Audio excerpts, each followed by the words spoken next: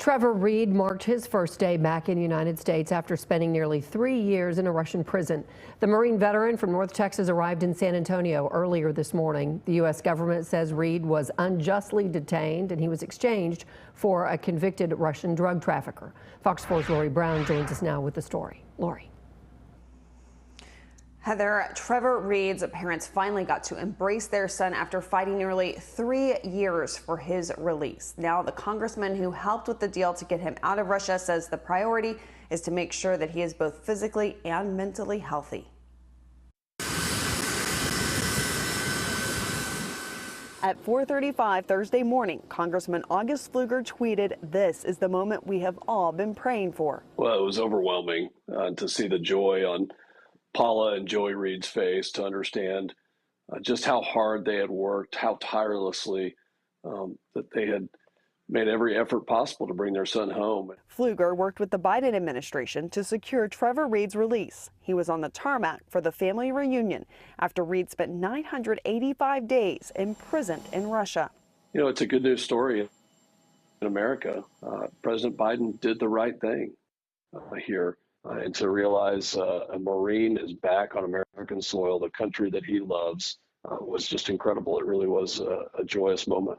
With concerns Reed could be suffering from tuberculosis, everyone wore masks for the reunion. Good professionals at Army South do a wonderful job on reintegration, and they take every safety and health precaution. Their number one concern is to make sure that Trevor Reed is okay right now. In a move that would have been remarkable even during peaceful times, Reed was exchanged for a convicted Russian drug smuggler Wednesday in Turkey. Video showing the swap on an unidentified airport tarmac.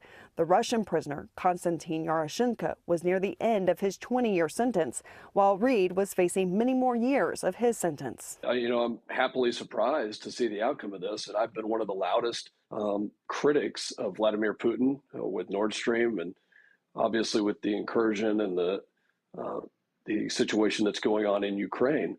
So, I do believe that it's something positive to see that there is a line of communication between the United States and Russia. Reed's parents, who spoke with reporters Wednesday, said they asked him about the exchange. About, his ordeal, and in particular today. We asked him if he said anything to Mr. Yaroshenko as they passed each other on the tarmac, and he said no, but we kind of looked at each other. Joey and Paula Reed said they were concerned about their son's health after nearly 3 years in a Russian prison. And from what he's told us and told Lena, his girlfriend, for months, the food at IK-12 in Mordovia is horrible. They generally, for dinner, give you a piece of fish and some soup, and they throw in a piece of potato or cabbage with it.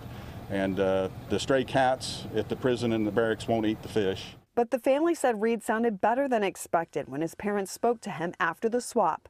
The Marine veteran now considering a return to college with more Russian language study than he expected when he went to Moscow in the first place. He paid for those Russian lessons, and the prisoners in the jail said, "You didn't have to pay for those. We're going to teach you Russian here."